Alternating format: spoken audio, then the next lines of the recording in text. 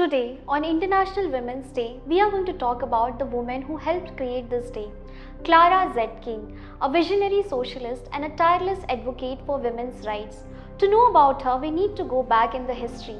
In 1910, at the Second International Conference of Working Women in Copenhagen, Denmark, 100 women from 17 countries gathered. They represented unions, socialist parties, and women's clubs. At a time when women's participation in public life was rare, Zetkin proposed the idea of an International Women's Day. She wanted one day each year when women could unite, raise their voices, and demand equality. Finally, her proposal was approved unanimously.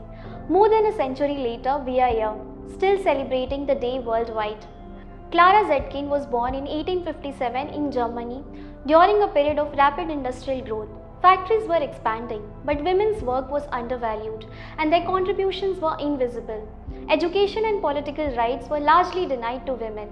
Zetkin herself completed secondary school but could not attend university.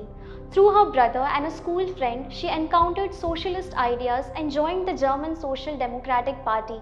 At first, she was given minor tasks, but she gradually polished her skills as a writer and speaker, advocating for women within socialism.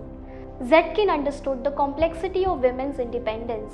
She recognized that women were gaining economic freedom but under capitalism, and as a result they were still exploited.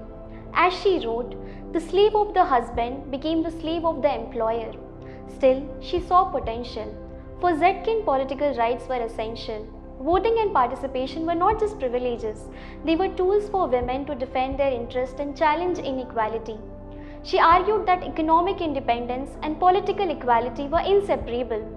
Women emerging from the narrow confines of family life needed full political rights to claim their place in society. And interestingly, Zetkin was also realistic about the limits of solidarity. She observed that women of wealth and property often did not join the fight for their voting rights.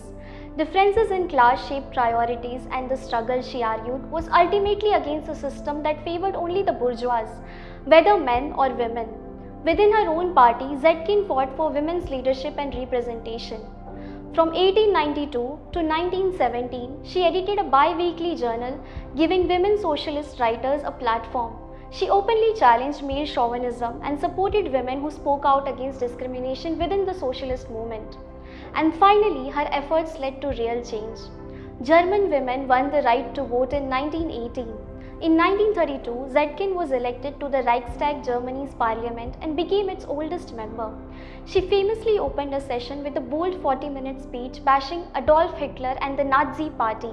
Clara Zetkin's work shows how women can act as political agents within systems of power. Women who challenge those in power are often opposed by people who benefit from the existing social and economic order. Zetkin used her position to fight inequality, increase women's political representation, and promote changes in social and political structures. Her life highlights the connections between gender, class, and political participation in shaping society. On that note, happy Women's Day.